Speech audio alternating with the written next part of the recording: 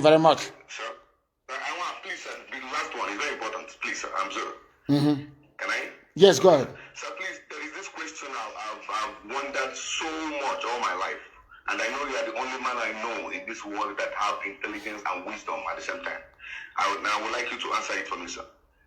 I wonder why the British, when the British came, why they persuaded us through Anglican and gave us the Bible, why they already knew that we are the children of God. They knew that, they know. And they persuaded us and they gave us the Bible. Why they did not do the same to the Northerners? I want to know, sir, please, if you can educate us on that. They because they know that we would not accept Islam, that's number one. And number two is because they knew that if you go through the Old Testament, most of the things in the Old Testament is what we do on a day-to-day basis. So it was easier to convince us. When they went to the north, the emirs told them, you are not going to touch our religion and our way of life. We don't want to go to school. We don't want to go to your school. That's why you have Boko Haram, which is a rejection of Western education. The northerners said to them, the oligarchy, the emir said, the only people who can have education is our own children. That was why the likes of Ahmadu Bello went to school, but other people did not. And they said, you cannot touch our religion.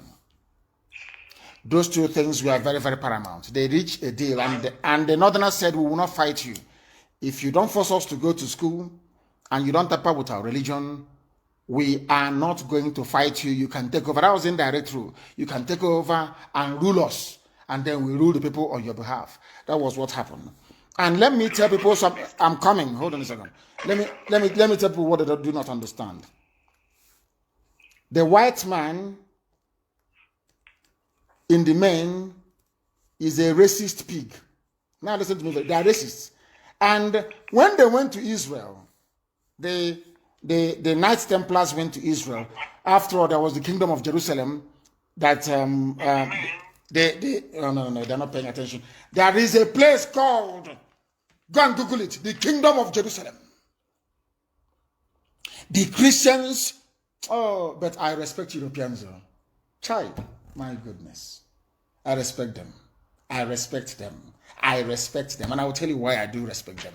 Look at the map of Europe. And look at where the Holy Land is, Israel is. Do you know that when the news of the work that Jesus Christ is doing got into Europe, when Emperor Constantine became converted into Christianity, Europeans were in their homes. Do you see why God blessed them? Even if they're not worshiping God the right way, I want to let you understand why they are blessed by God. They had this very gospel that Yeshua was preaching. They are in Europe. And at a time, they also heard that Muslims had taken over Jerusalem. Do you know what they did? Oh, those people, the Europeans. I know, I'm not going to give you their secret, I know it.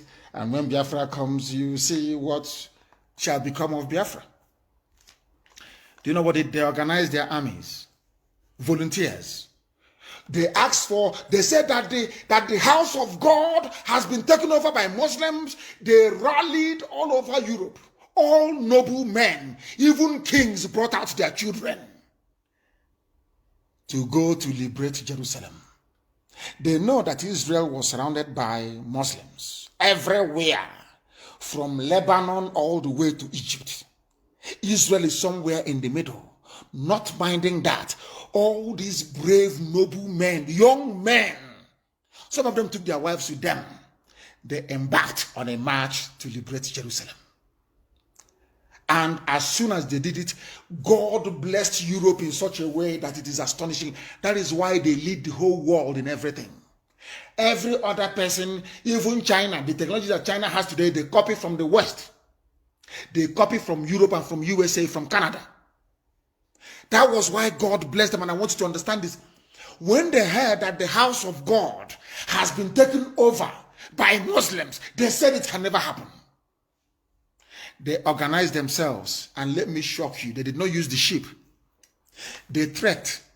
They used their legs, those that came from Scotland, those that came from England. They converged in France, and they started to make that, led by a French royal noble family, not royal, noble family of France, from where King Bedouin came from. Go and watch the movie Kingdom of Heaven. It is a bit distorted, it's not true, but it's a bit true. Just go and watch it. You know what they did, these people? They used their legs. They walked all the way, they trekked across Europe all the way from France to Turkey. They fought in Turkey. They were killed. Oh, those people are brave. Europeans are brave. I'm telling you. They fought in Turkey. Tried to liberate Constantinople. That was under siege. They fought and they fought and they fought the sultans. They fought them until they reached a truce. Despite the fact that many of them were killed, more reinforcements were coming. If you ask them where they are going, they say they are going to liberate Jerusalem, the city of God. And they are not Jews. They are not Israelites. These are ordinary Caucasian Europeans. Most of them are uncircumcised. But they received the gospel of Yeshua. Because St. Paul said to them, you don't have to be circumcised to be accepted as a child of God through the grace of Jesus Christ. That was where Apostle Paul messed up completely. He messed up totally. Whereas God said it is compulsory for you to be my child, you must be circumcised. Paul said no. By the grace, you don't need circumcision to be a good person. By the grace of Jesus Christ, you can be accepted into the body of Christ, not of God. And then through Christ, you can now come to God. But the traditionalists, like some of us, are saying, no, you must be circumcised. That is an order from God. On the 8th day, you must circumcise your child. Even if you don't do it on the 8th day, if you want to come close to God, you must be circumcised. Apostle Paul said something different. So the Europeans bought into what Apostle Paul said. So most of them that went were not circumcised even. But they still had God in their heart. They said, Apostle Paul said to them, you are circumcised in the heart. You don't need physical manifestation of your circumcision to be a child of God. And they set out to go to Jerusalem. And they were fighting wars. You know the funniest thing? As they die, as they are going, as we are dying today, as we are protesting, as they die, as they are going, many more people are joining them. Many more are joining them. They fought all the way from Turkey, Anatolia. They fought all the way from Anatolia. They fought through Lebanon. They fought through parts of Syria.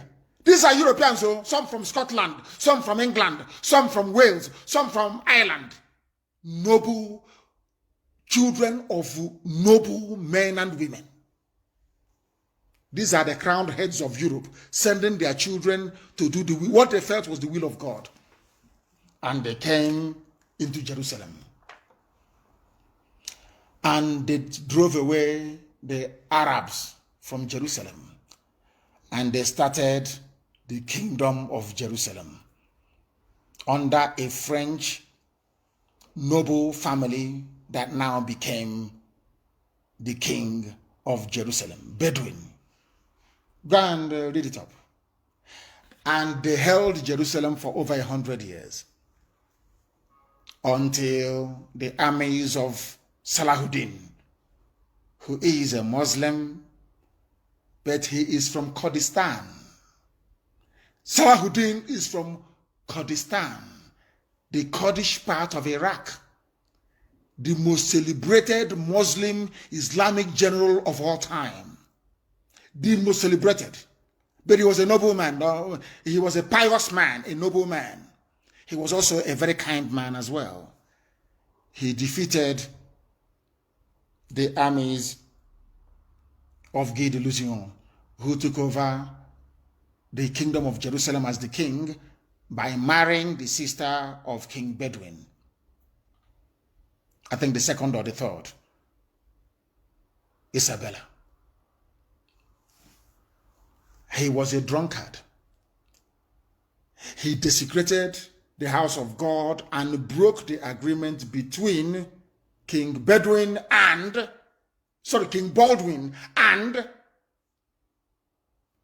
Salahuddin. And they lost Jerusalem. Richard the Lionheart, a king of England, conducted crusade after crusade to recapture Jerusalem. But he failed.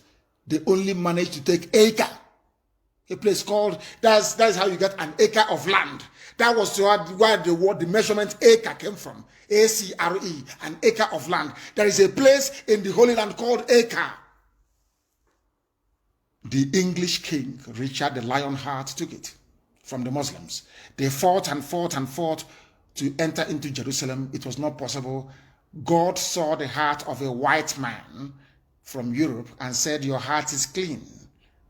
Although you were a bit messed up in the head, you love me, and I will give you everything you want. That's how God is. Every glory he gave to Europe.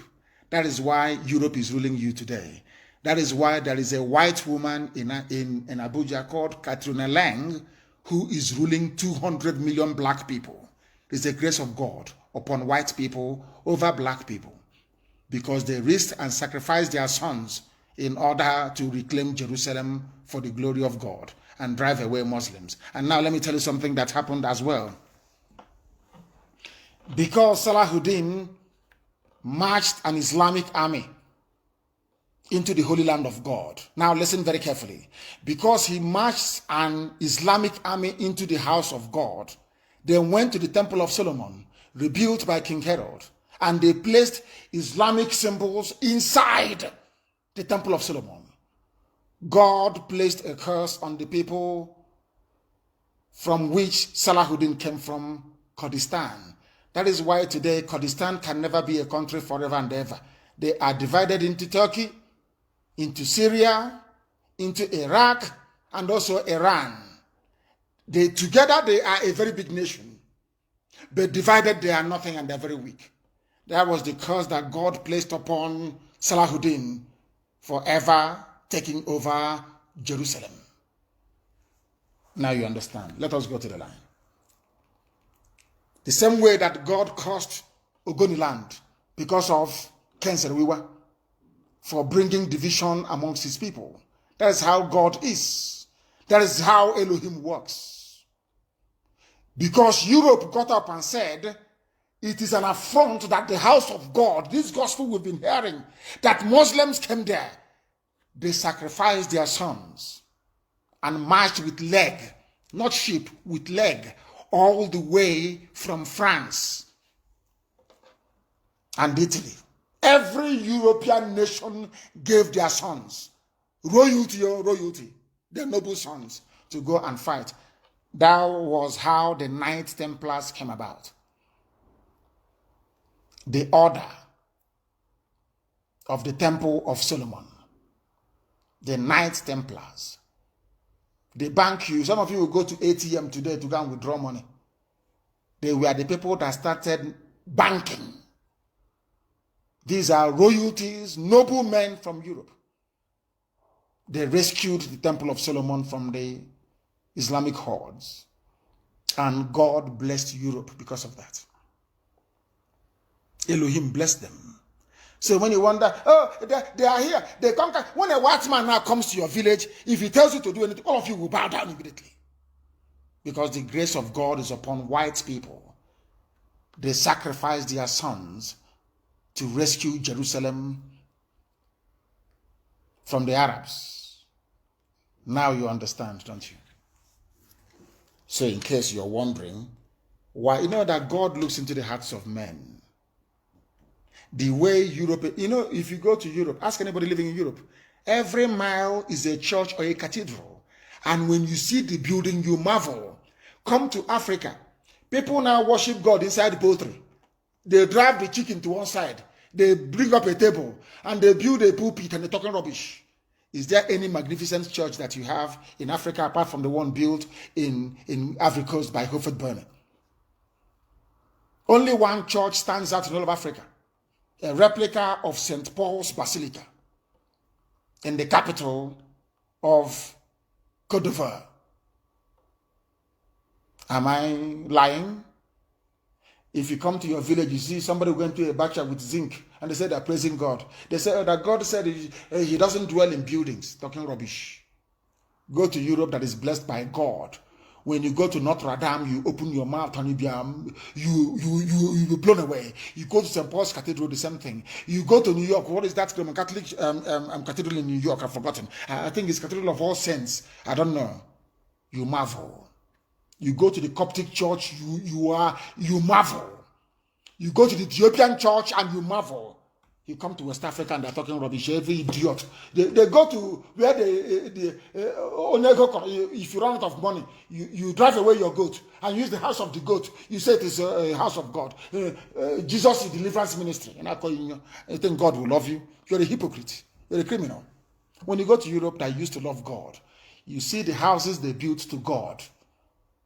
Then you will know that they were genuine in their hearts. Because they said cleanliness is next to godliness.